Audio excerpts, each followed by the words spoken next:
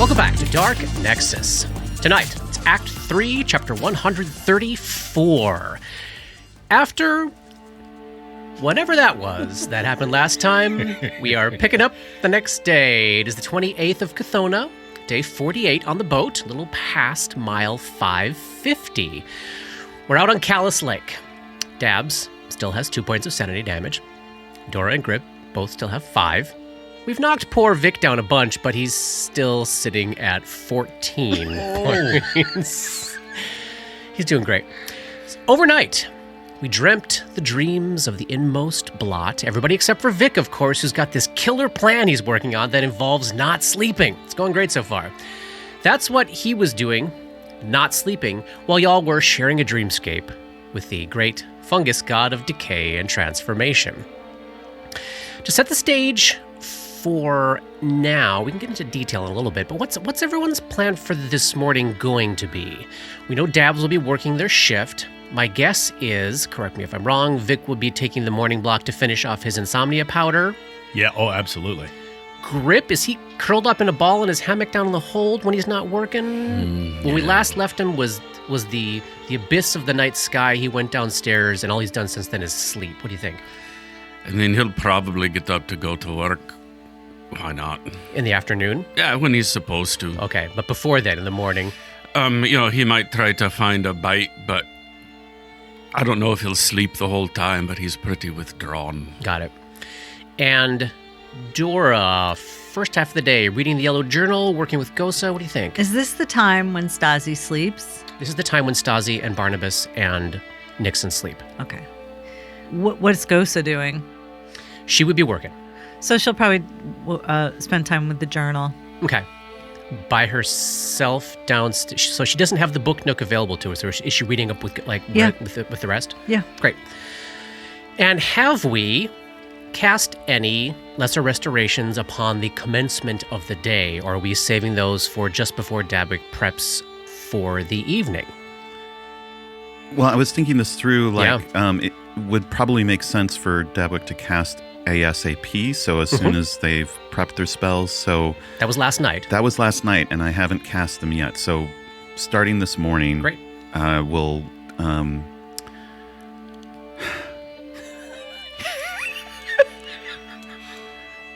Grit. Oh, hello. May I lay a hand on you, my friend? Whatever, why not? I don't care. Right. Yeah. I hope this makes you feel a little bit better. Zoom. And 1 point of sanity damage. All right, bringing him down to 4.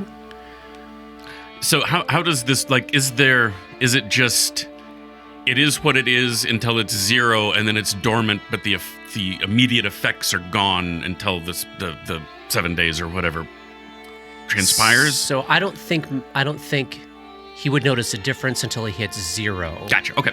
At which point, then, we can tell. So at that point, crunch may change a little bit, and there has typically been a little bit of a change in mood. 0 is dormancy, right? 0 is dormancy, not cure.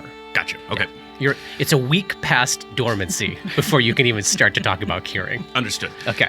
So cast a 1 on yourself.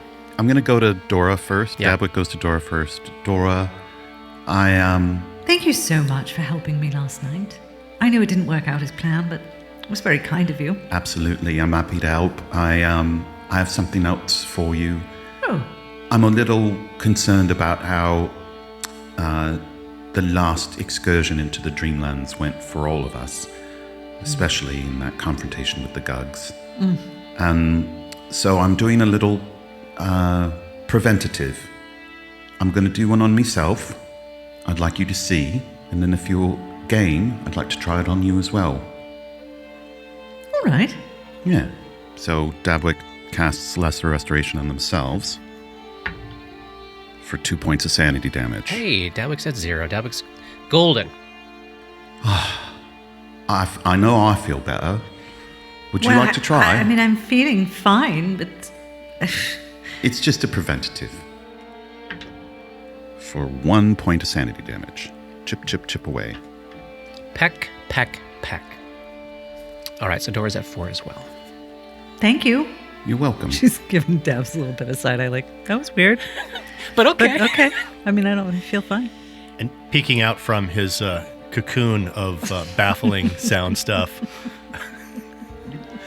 Vic hears you all, and then it's like, Oh yeah, that reminds me. I need to do that too. And Dabs, I figured out you don't need to do it for me.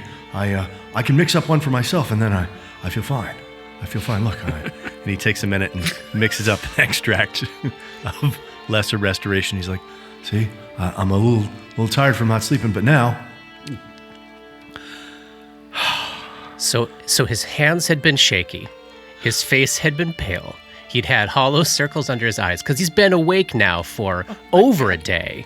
He drinks that, and he actually does feel great, like legitimately, technically, medically. Let's set aside his sanity for a second. He doesn't actually need to sleep because now he's no longer fatigued. Oh, I feel great. He feels great. I got a good night's sleep. It's thanks, Dabs. You really showed me the way. Oh, I'm really glad I could help. Oh. Give me a 1d2, Johnny, for your sanity. 1.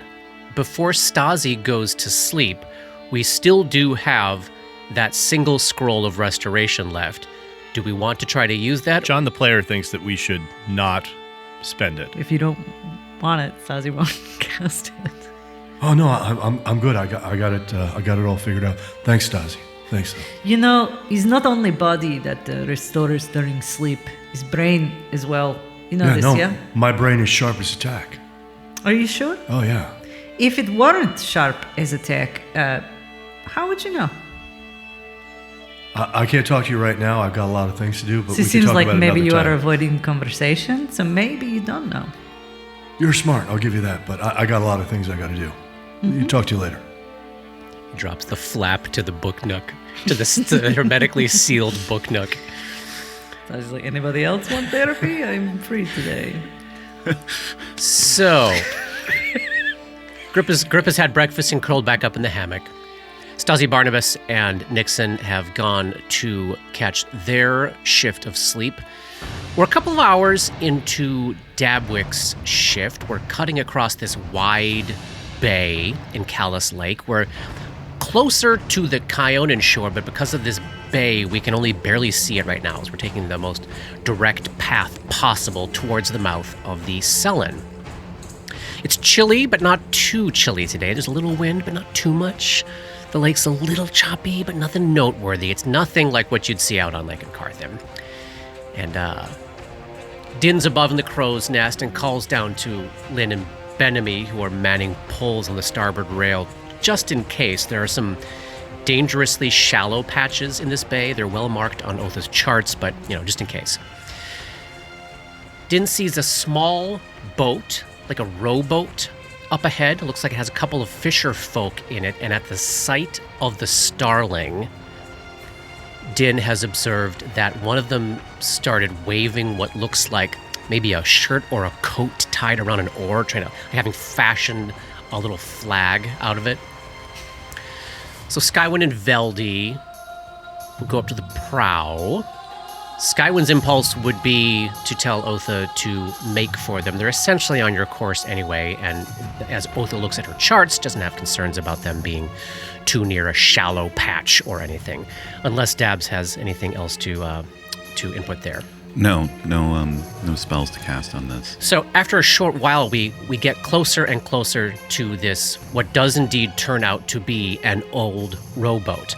And there are two men in it. One who looks to be a human man in his 50s-ish, like prototypical fisherman guy. Leathery skin, big white fisherman's beard, low bucket hat, pipe, oilcloth long coat, the whole bit. And then a much younger man, like in his late 20s, very strapping and burly, kind of a spiky brown hair and a chin-strap Amish beard kind of thing going on. So what you see as you're getting closer and closer, I mean, we're still at a distance here, but as you can start to make out details, it looks like the young guy is desperately bailing out from the boat, while the old guy has taken off his oilcloth jacket and is waving it around on this oar. There is something massive flopping around in the back half of the boat that Dabs would immediately recognize. Do you know what a gar is? No. Isn't it a very big-mouthed fish? It's a very big fish. So they are a real-world freshwater fish, but they look positively prehistoric, kind of like a swordfish meets a dinosaur. Galarian has them as well. They're just a little bigger there. And in the real world, we have what are called alligator gar, which are basically what the size of a normal gar is in Galarian. And Galarian's alligator gar are essentially dire gar. But let me, I pulled up just... I wondered if you all didn't know this fish, so I made a little handout for you. Here is a gar handout. Oh! The most terrifying fish dinosaur ever. That is basically what the size of a small one is in Galarian, so as big as a human being. So it looks as though they have caught a gar, and when I say flopping about, like not desperately or wildly, like maybe it's just been clubbed and it's kind of fitfully spasming a little bit, but it looks as though they are taking on water. Yes, they have overloaded their boat. Oh, And it bit a hole in it, probably. it's not big enough to be overloading the boat. Oh, okay. But so then again, as the ship gets closer and closer, the old guy hollers out, the big ones there. Something's got them riled up. Something's got them riled up. Keep your eyes peeled. There's something going on. We caught this fella here, but we were bit from below. We're taking on water. Can you take us on here? Perception check. Yeah. Sense motive. Who's got a good sense motive? Mine's pretty good. I've got a pretty good one. Vic is used to. not here. Grip is not here. Dora got a 15 sense motive. So Dora has left her reading to come out and check this scene out. Yeah. Okay. Yeah. And what did you get there? Rolled a 20 perception check. Yeah, they both seem to be in distress. 20? There's movement in the water, around and below and between the two ships. Like there are things in the water moving towards the Starling. Captain, may I have permission to scout ahead? Oh, absolutely. I could jump in the water and go swimming. All right, well, we're going to close with these folks and get them out of their boat. Be careful. Can change into a medium-sized gar. So you're going to turn into a gar and leap into the water? Just to take a look and see what I see. Garwick. Dora Garwick. claps. Oh, Oh, delightful. it is. Oh, do you do that thing where you jump up into the air and as you're jumping, Transform. you Transform, yeah. As you hit the water, you turn into the gar? Yes. That is perfect. Yeah. All right, so we're closing in on this rowboat. Dabwick leaps into the air, transforms into a prehistoric-looking giant fish, and dives into the water. Give me a perception check as you hit the depths there, Polly. 24. So you are indeed not near any dangerously shallow part. That's good news. There seems to be generally an absence of aquatic life in the immediate vicinity, except for two other gar about the size of you, who, as they see you hit the water, their path splits into a V around you. They're moving into what looks like it's going to be either a flanking of you or a avoiding you to carry on to the ship. And they don't look to be dire gar. They look to be the same size fish as you, which is big. Do I sense any emotion in their eyes? Just kidding. Dabwick will continue to observe them and loop around to follow them. So the ship and the boat are getting closer and closer together. These gar split paths, one looking like it's going down to the starboard side of the Starling, one look like it's going to the port side. Which one do you want to follow? The one on the left, the port side. That one veers past you. They both, of course, turn and watch you as they see you turning to follow them, but they just keep on their fishy way. And as you're turning around, you're close to the rowboat. Give me one more perception check. God, what's following the god? That's a 10 on the die for a 27. There is indeed a hole in that rowboat, but the hole in that rowboat is neither jagged nor broken. It looks as though the wood has just simply been parted into kind of a neat oval. No natural weapon made the hole in that rowboat. Dabwick's going to go back onto the Starling to report what they've seen. So, Dabwick turns around and heads back to the Starling as the Starling is pulling up next to this rowboat. The gar that went to the starboard side has vanished completely from Dabwick's sight. The gar from the port side is just trailing out of Dabwick's vision over to that side. As Dabwick pulls up to the side rail, and then you have to change out and climb up, right? Right.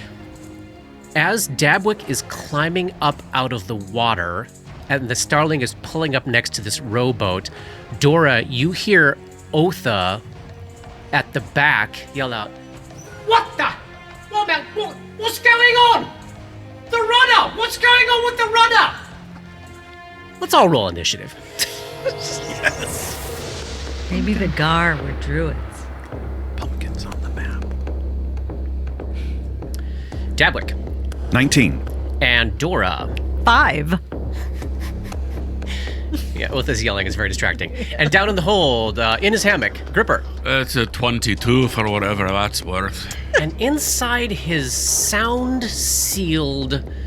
book nook while crafting, why don't you give me your initiative count at a -2?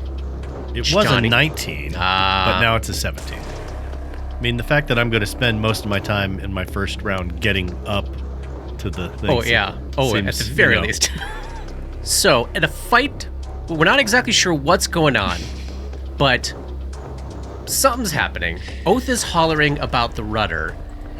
Dabwick has seen a couple of fish moving perhaps a little more now that Dabwick stops to ponder, move pretty strategically into flanking positions around either side of the ship, and has noticed that whatever this hole in the rowboat is a contrivance of some sort.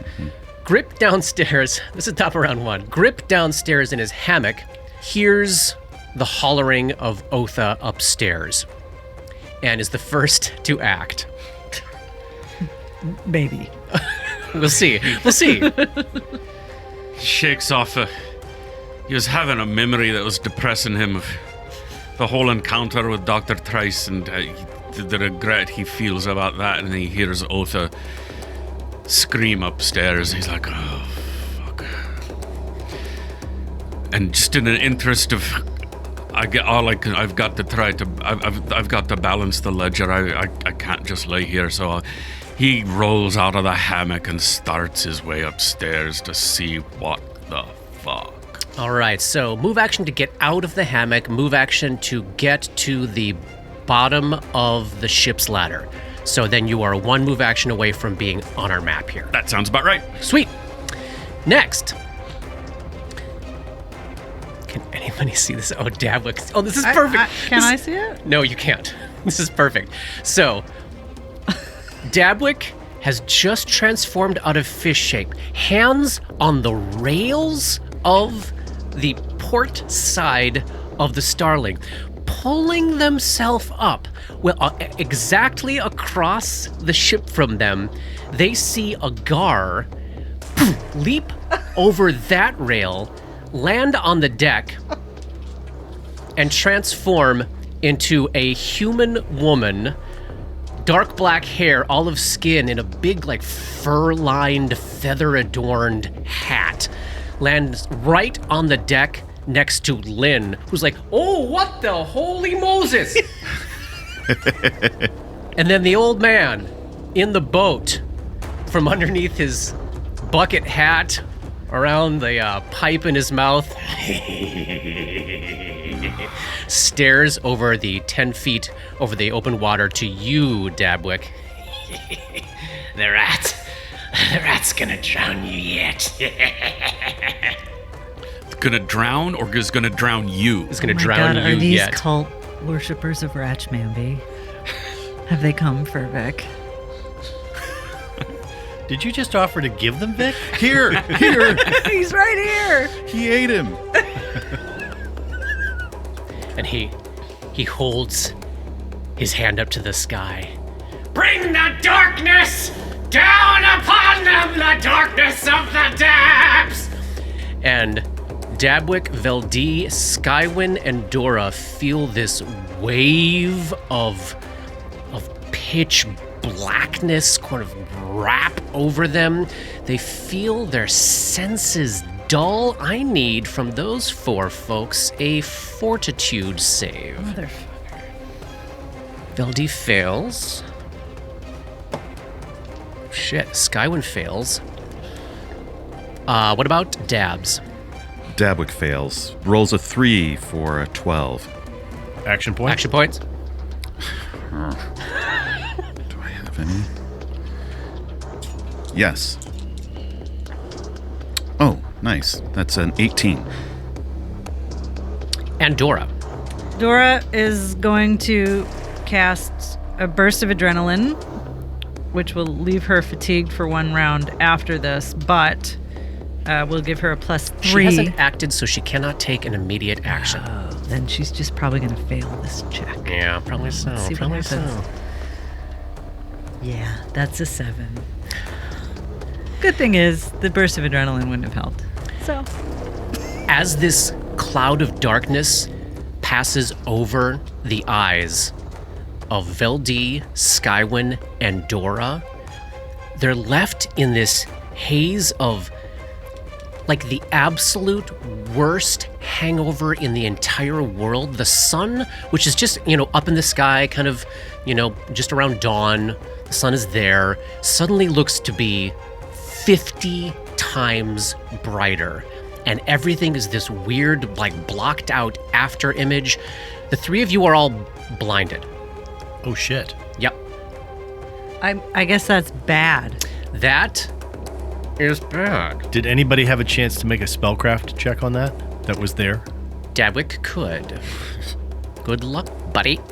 Oh, look what happened to my armor class. It's a 14 on the die for a 22 spellcraft check. God. This old fisherman I'm beginning to think he's more than just an old fisherman. has cast a spell called Fear the Sun. That's a druid spell if I ever heard one. It is indeed. This gives those that fail the save light blindness. When exposed to bright light, which they all are, targets are blinded for 1 full round, and then they will be dazzled for 1 round per level after that. So at the very least, you know that this blindness is temporary. That's the good news. So this isn't like a blindness spell, which just makes you blind permanently. So there will be a duration on this. Then they'll be dazzled after that, which basically is a -1 penalty on attack rolls and sight-based perception checks. So not too damaging after this first round, but it is able to target up to 1 creature per level with this casting. So it is a little devastating little short burst of blindness going on. That is the old man's standard action. He will then use his move to climb up over the rail, close with both Veldi and Skywin. You can now tell at this point that it wasn't an oar he'd had his coat tied around. It was indeed a trident. Dabwick, you are up next. You are clinging to the side of the ship, 5 feet from Veldi, 15 feet away from this older fisherman. Across the way, you can see this young woman with the interesting hat standing right next to Lynn. But you're still kind of in the water. What do you want to do? Dabwick will use a move action to finish their move and get up onto the deck. Done and done. So now you and the old man are flanking a blind Veldi. Now's your opportunity. Perfect. Exactly what I wanted. So that was the Gordon's fisherman that just came onto the ship, and it's the chin strap guy in the boat. In the boat. The large gar. That may not be a gar. Looks like a gar. Looks in every Okay, to be a gar. Dabwick just looked like a gar. That's true. That's so true. Dabwick's going to cast Flame Strike on the middle of the boat. A searing column of flame streaks down from the heavens and blasts the rowboat with Chinstrap Guy. Can they also target the guy who just got on the boat in the radius, maybe? Yeah, I buy that. Put it here? DC reflex save is DC 19. All right, so the young guy fails, and the old guy succeeds. Oh, no. What was that? 19. 19? No, 19. he got an 18. That's a fail. Okay. 2 fails. That's 32 points of... Whoa! Boom. There's a couple sixes in there. Bloodying both of them with a single spell.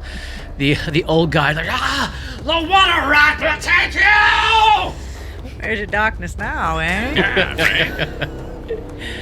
Vic, inside his hermetically sealed chamber, down below. Like, literally, like, he looks up and there's a little charred spot above him, some smoke and stuff. He's like, A fight! and he grabs an extract, downs it, and all of a sudden he has haste going on him through channel vigor powered to his limbs. Great. And he will grab Vanity as part of his move action and then start to move towards getting upstairs. So you have to get out this sealed doorway, so that's a move action like opening a Great. normal door. So extract, and you've got the book nook open, and you are hasted and ready to race. There you go. Perfect. At the back of the ship, you hear Otha and Pumpkin cry out in surprise as another Gar leaps onto the deck and transforms into another woman, a very pale woman in her 30s with striking bone-white hair and a neat bob. So she leaps out of the water as a Gar, transforms into her human self on the deck. Though she's around the corner from Dora now, and Dora can't see her. Dora absolutely knows where she is because she saw this action happen. I'm blind. Oh, you didn't? Never mind. You have no idea that happened. I heard it. Dabwick saw it as well. The young guy in the boat. Singed guy. Singed guy in the boat. So he huge, muscular. He had been giving every impression of laying a hand down, reaching a hand up, eagerly looking to like muscle his way up onto the boat before the fucking flame strike went down off of him. He sits back down on his charred seat in the rowboat and then holds his hands to his chest and starts whispering a prayer. As you can tell that he has begun to cast a spell. What's he summoning? I Let's wonder? kill him before he finishes. Skywin is up. Skywin is not... Was she blind? She's Yep. blind. Oh, she's blind. Everybody but Dabs in that little corner is blind. So she could not have seen him get into that position. Let me give her a perception check. Well, she felt the heat of a flame strike go off around her. She heard the screams in front of her. I think she would know that there is somebody there. She's going to take an attack on the square in front of her. That is a hit. Let me check concealment. All right, missing because of concealment. She's got a couple attacks, doesn't she? She does. Okay, so she lands a hit with the second attack. I got to refigure out her damage because she doesn't get any precision damage because she is blind. So she lands a blow for 6 points of damage, almost just purely by luck. She's just stabbing forward with her cold iron rapier. She feels that second blow land true, and then knowing that she is definitively right adjacent to somebody, in her blind state, she just staggers back 5 feet to get a little bit clear. Then Dora is up. You are blind this round. Right. Is Din in the crow's nest? Din is in the crow's nest. And it only fits one person? Correct. Okay. So right now, Dora is on the north of our map, on the port side here, right next to the open door into the hold where Reuben, Gosa, and Harlar are. I could dimension door to on top of the cabin. Still a target, but not a melee target at least. Right. I could cast mage armor on myself and try to duck in through a door until this blindness passes, or I could turn invisible and do the same thing. If this was happening immediately right at you, what would you be? I'm sure she would turn invisible and move. Awesome. which is what she will do. So Dora bends the light around her, Zoom. and I can only move at half speed without making an acrobatics check. I don't think. She knows, though, that she is surrounded by doors on either side, right? To the south. She has one door adjacent to her on the southwest. The this- door to this is not a Skywind's door? cabin is never open. Okay. Then, yeah, she will duck into there and hope this passes. The old duck and hide. All right, the halflings are up. Veldi is hearing screaming and smelling and feeling flames right adjacent to him. So he's going to back his ass up and out of the way. Heard Dabwick casting spells behind him, so he's going to veer to the southwest, presses back against the cabin. He's kind of like back in the corner, cabin on one side, mast on the other, trying to duck out of the action here.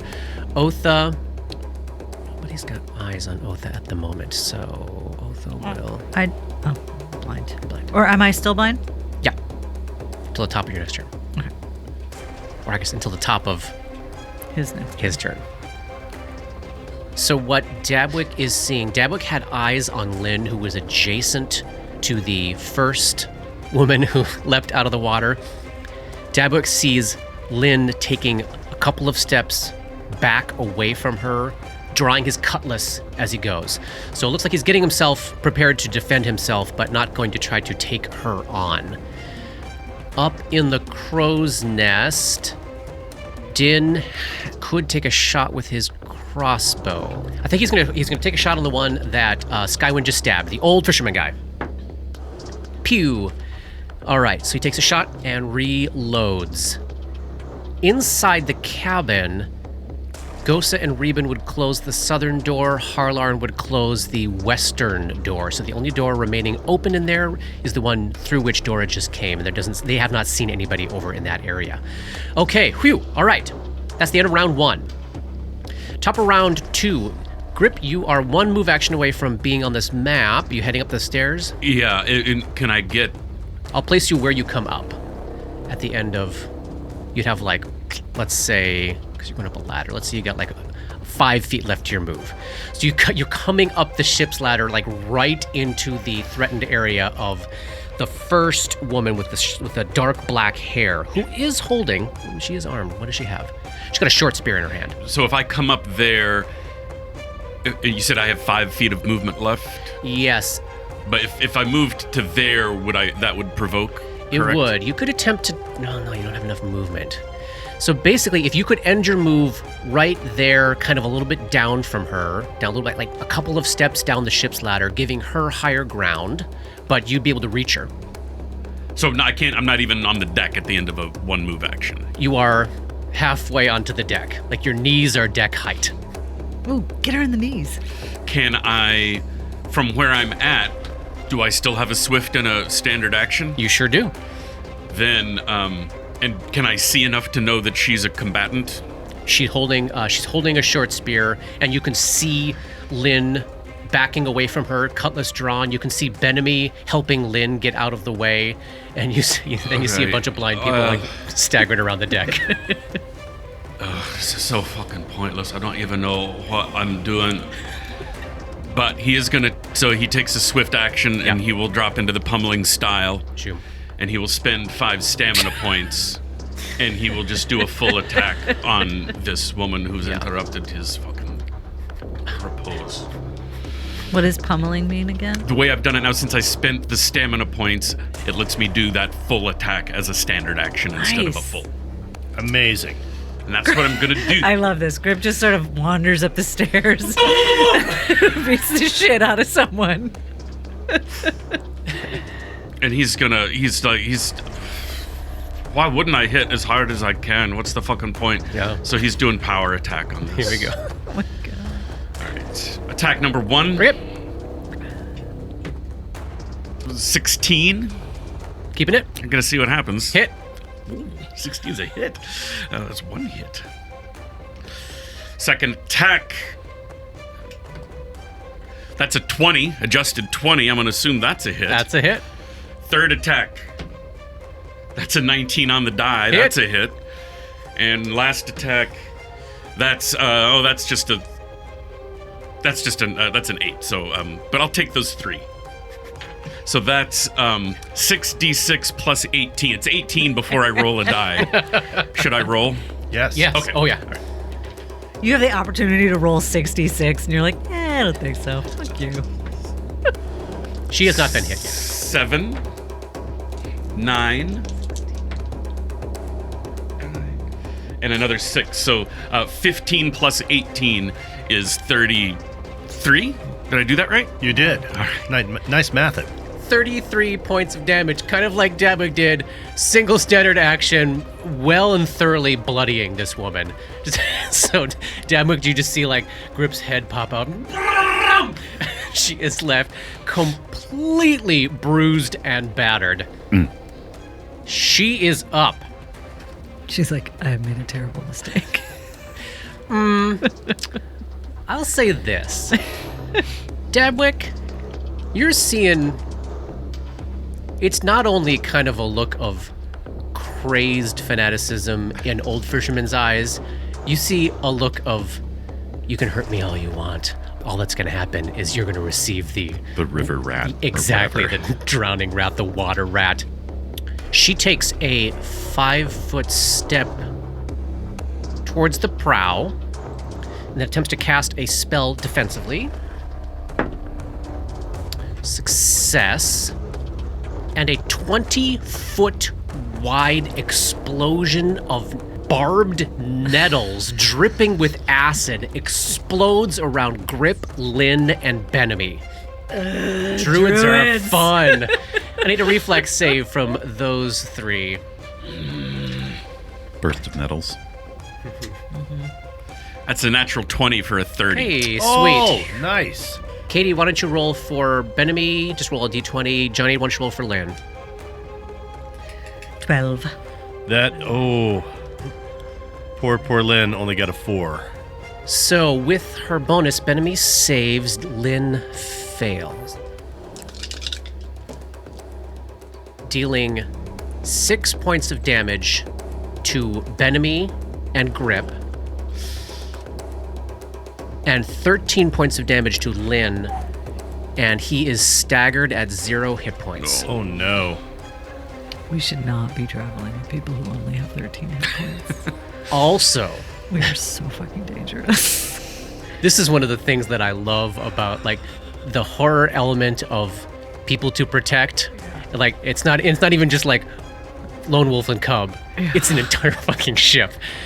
So all 3 of you, though, are still dripping with acid, and you can tell that you are going to take more damage next round as the acid is burning into your clothes. No save from the acid? Those of you that made your save, so Grip and Benemy will not take additional acid damage, but you can tell that poor Lynn is going to.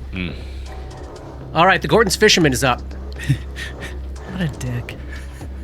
Oh, he's gonna do it. Just one book without dealing with fucking cultists. Good luck. Good luck with that.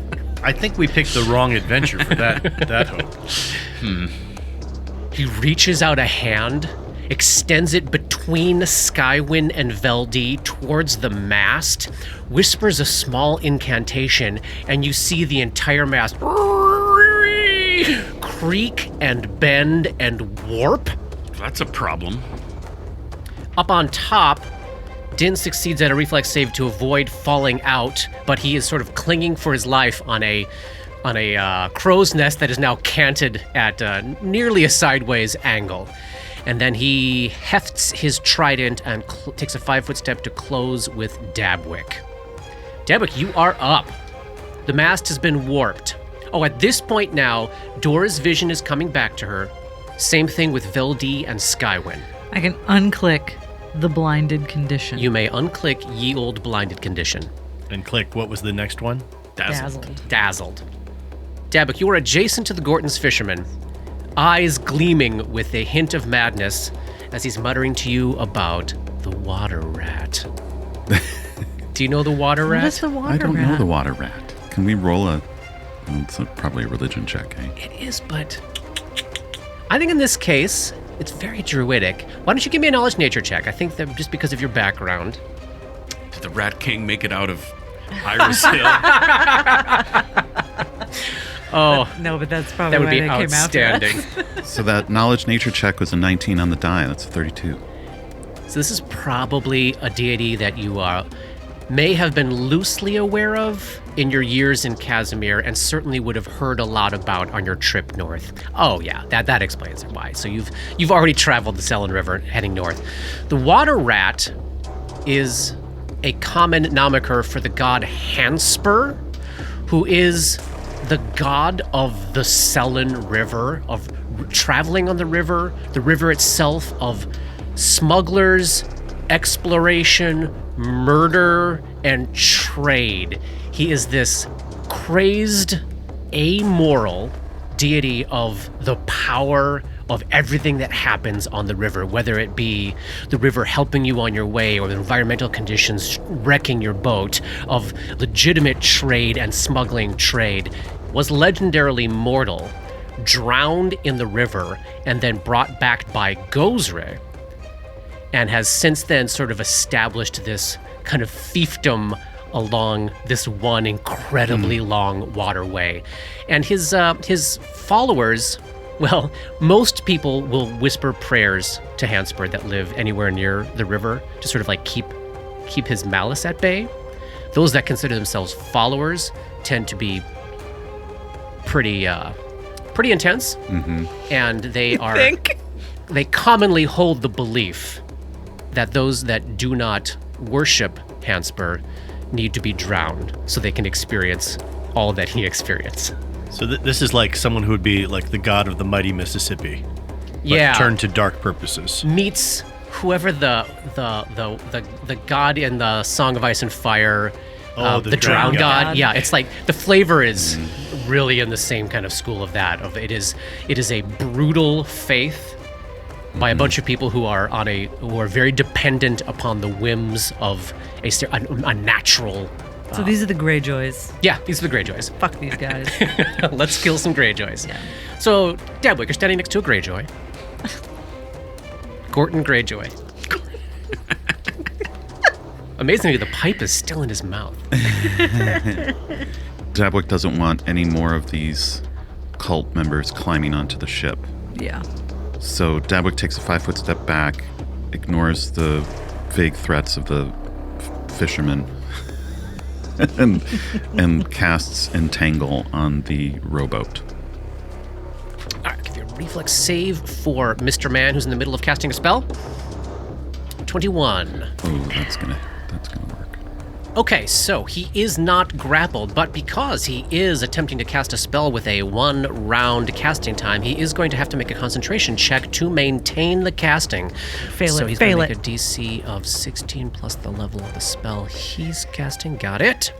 Fail. Did not fail. 18 on the die. All right, manages to maintain concentration. Boom. But he is, the good news is he is sitting knee-deep in entangling vines. The gar does indeed seem to be just a gar. Damn. The fish that's slowly dying is entangled. Yay! So you got a move action left to you there, Dabs, if you have anything you want to do. Draw their Darkwood staff. Staff to hand. I'm a druid too. Vic is up next. With your 60-foot move speed, you can easily get yourself up to the top of the ladder and anywhere within, let's say 20 feet of the space that you see Grip in right now, Johnny. So I can climb up the ladder with Grip there. You can move past him. You can move through an ally square, fantastic. for sure. Oh, awesome. Do I provoke when I do that? You will be moving through the druid's threatened area as you clear the top of the ship's ladder, yes. All right, I will try to tumble out of it anyways. So half speed, in that case, you're ending up within 5 feet of the square that Grip is in. Fantastic. Great. What'd you get? I got a 16. She attacks with her short spear, hitting armor class 25. Just made it. 6 points of damage. Oh! And he is going to end right here. Oh, can I stand right there? Nope, that's the mast. Okay. I will stand right here. So brushing past a Grip covered in acid and nettles, Make your way up onto the deck. You can see Lynn about dead, staggering on his feet, also covered in acid and nettles. Same with Benemy, although she's not teetering on the edge of death. But after a single move, you are on the deck and you've got in sights both her, the woman with the dark black hair, and Gorton Greyjoy, about 15 feet to the north of you. He hasn't seen anything that has happened so far, so I think that his initial response would be to attack the woman who just attacked him. Yeah. So, and who is clearly menacing Grip yes, as well. yeah, For sure. So he levels Vanity at this woman, Level it. narrowing his eyes, and as a swift action, making her his studied target, and fires at point-blank range. This is going to go great for her. I think between Grip's last round and whatever's about to happen now. That is, it does a 33 touch. I'm sorry, -4. That'd be a 29 touch. Yeah, does it sure does hit. Okay. Yeah. That is 10 points of damage, and I'm going to spend my studied strike for an additional 4 and 4, so an additional 8 points of damage. Her spear is still in the air. She's completing the arc after having pulled it out of you as she just drops. And there's just that moment where the spear is left kind of in the air and then clatters to the floor right next to Grip. You have nearly con murdered her. She is bleeding out and dying. This was in self-defense. The other woman who no one can see, Except Pumpkin. the woman that only Pumpkin can see, is up. She's doing something back there. She's making sounds with her mouth. Gross. Mouth sounds? Mouth sounds. Ooh. And then the young, burly, Amish-looking fellow in the is boat. He summoning. Yes. And a massive swarm of bright red frogs. The fuck? Swarm of frogs. Massive swarm, you say? Appears on top of Vic and Grip. A whole bunch like splashing down the ship's ladder, but you all are covered. It's just like the end of Magnolia. Bright red frogs. They start going to town on ya. I need... Let's see. Vic takes 7 points of damage. Grip takes 9 points of damage. And I need 2 fortitude saves from the both of yous. Let's start with the Gripper. Gripper, give me a fortitude save. This will be against the Swarm's distraction ability. 21. All right, keeping that? Yeah. And against their poison, which is seeping into your blood. Same. 21. All right. And for Vic, let's start with the distraction. First one is a 7, and the second one is a 21. Okay. So, both of you seem to fight off the effects of the poison, only taking 1 more point of damage apiece. But it seems as though the poison has run its course in your system for the moment.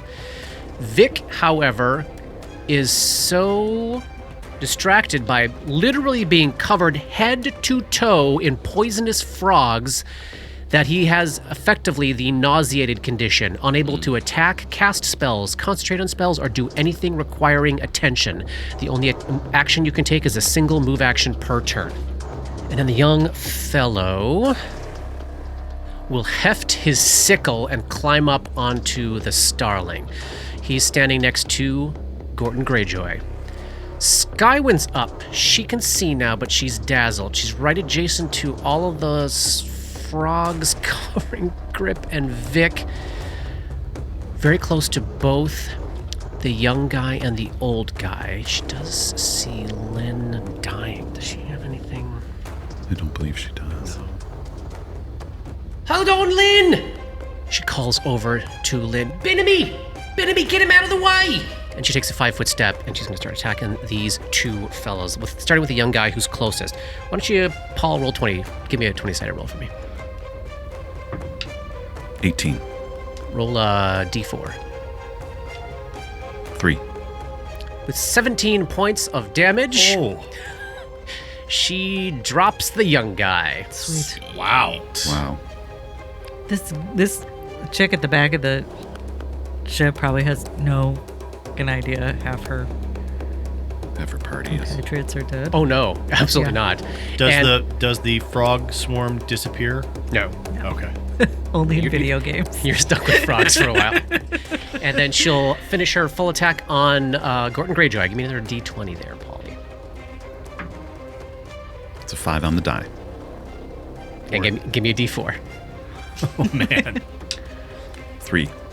All right. Another 17 points Yes. of damage. Lancing him through the chest.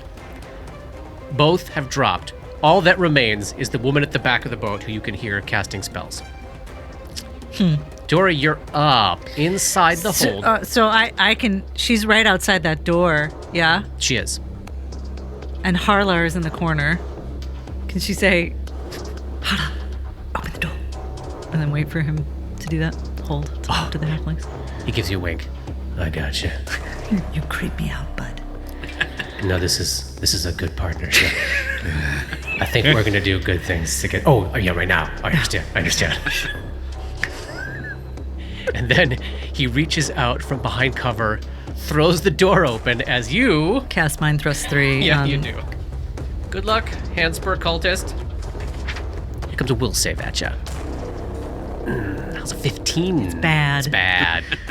So that Handspur cultist takes 38 points of damage. Oh. She says to Gosa, close the door.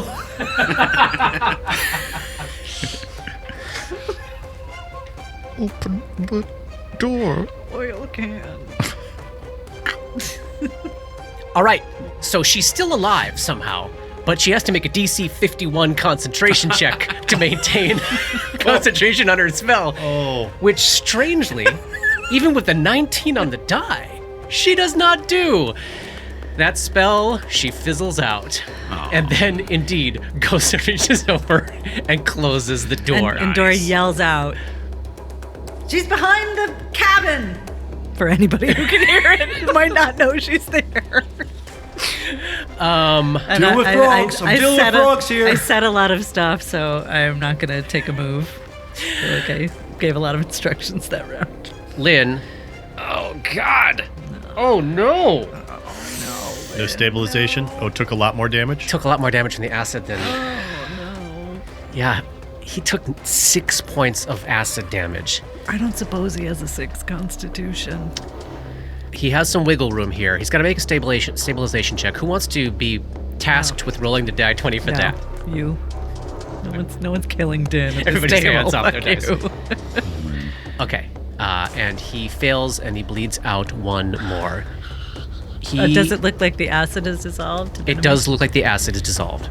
So the only people who can see this are Vic and Grip, who are covered in frogs, but they can see he seems to have, at least the acid has burned its way through this.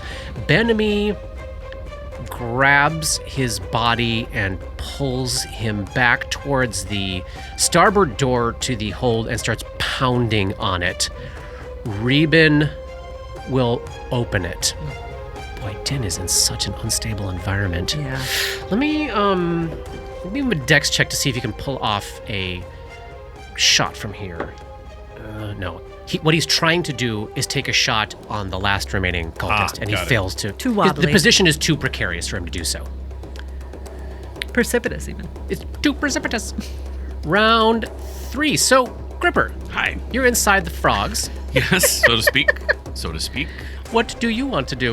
They are biting and gnashing. I mean, what I'd really like to do is go finish off woman behind the cabin, but I don't think I can quite get to her. I think there's too many diagonals involved. Seems to be the case. So I guess I'm gonna swat at frogs.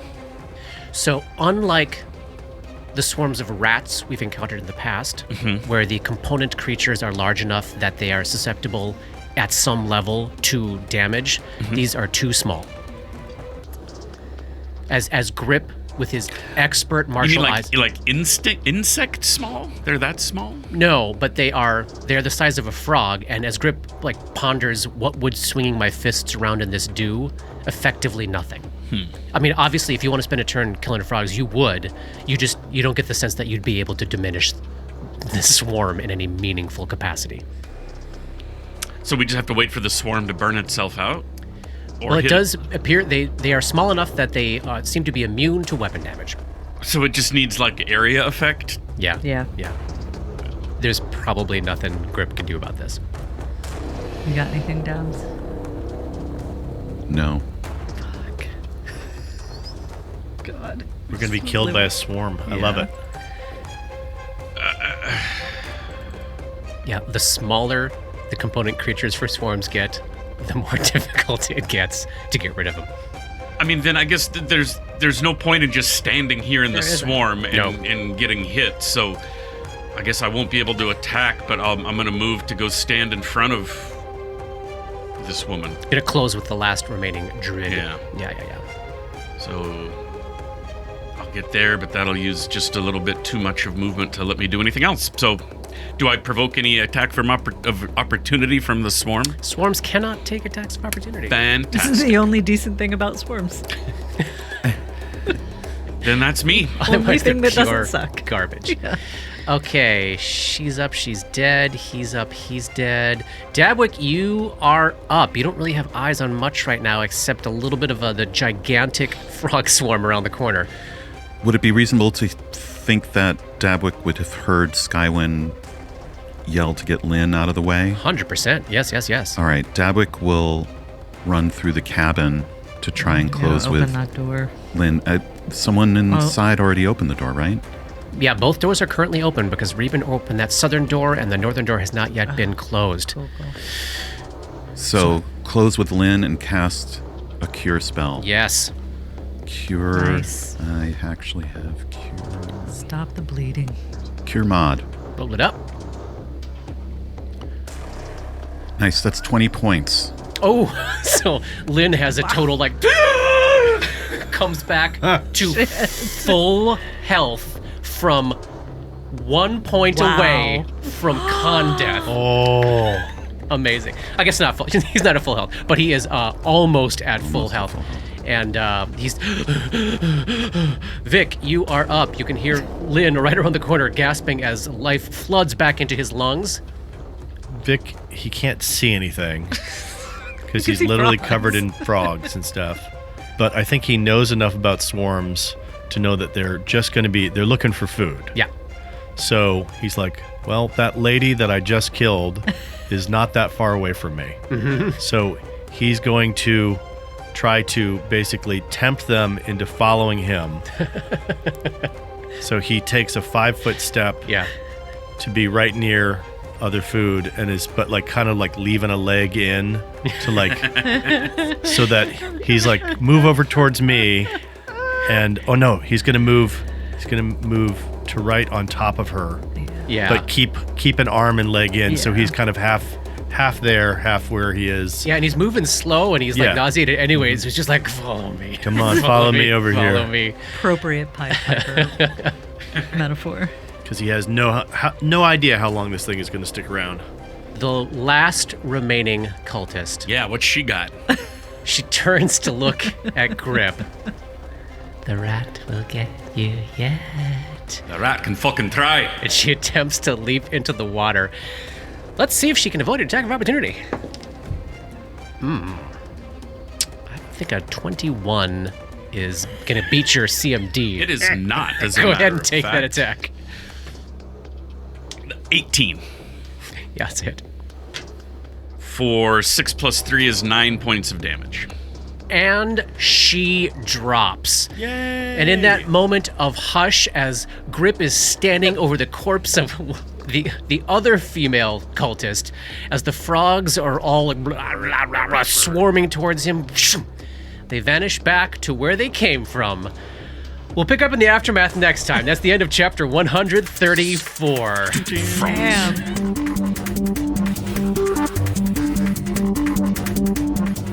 Dark Nexus is produced by Plug and Hum Productions. This podcast uses trademarks and/or copyrights owned by Paizo Incorporated, used under Paizo's fan content policy. This podcast is not published, endorsed, or specifically approved by Paizo. For more information about Paizo Inc. and Paizo products, please visit paizo.com. That's Paizo.com.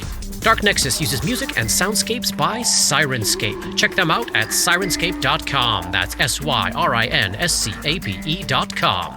Opening and closing themes, along with additional music composed by Rob Kauzlaric. Artwork for Dark Nexus is by Matt Wahlquist. And thanks to DMCP, Richard and Ari, Paul and Shannon, Scotty, Jason, Jess, Joe, Chelsea, Matt, Dave, Derek, Darren, Michaela, J.H., the Biscuit Buddies, and everyone we've gamed with over the years for all the memories and inspiration. You know what we're fighting here? We're fighting a couple 2-tree tigers. Hey-o. Is that a reference to something? No, it's just, it's like the Chicago 3, but it's a couple 2-tree tigers. two A couple trees. 2-tree tigers over by there. Oh, tree tigers. Yeah, I get it. yeah, Okay. Yeah, that's a good one. Thanks for taking the time to explain it to That's me. the sign of a good joke.